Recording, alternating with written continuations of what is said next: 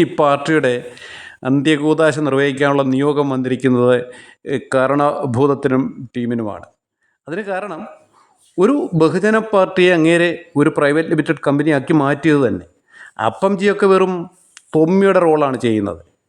ഏതായാലും ആയിരങ്ങളൊന്നും നേടാതെ സ്വജീവിതം ത്യജിച്ച് ഉണ്ടാക്കിയത് പാർട്ടി മോലാളിമാർ അടപടലം കൈവശപ്പെടുത്തി.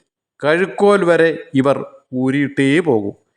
ഇത്രയൊക്കെ ജനം വടിവെട്ടിയവരെ തല്ലിയിട്ടും അടികൊണ്ട് നിക്കറിൽ കാലുവഴി തൂറിയിട്ടും ഈ കോമാളി സംഘം പരസ്പരം ആസനം ചൊറിഞ്ഞുകൊണ്ട് പറയുന്നത് തെറ്റ് സംഭവിച്ചത് ജനങ്ങൾക്കാണെന്നാണ്.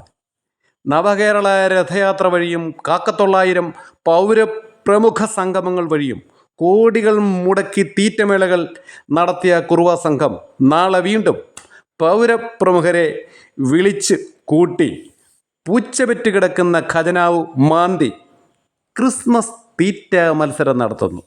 33 വിഭവങ്ങളോട് 33 വിഭവങ്ങൾ. ഈ 33 വിഭവങ്ങൾക്ക് ഇപ്പോൾ കണക്കാക്കിയിരിക്കുന്ന ചിലവ് 30 ലക്ഷം.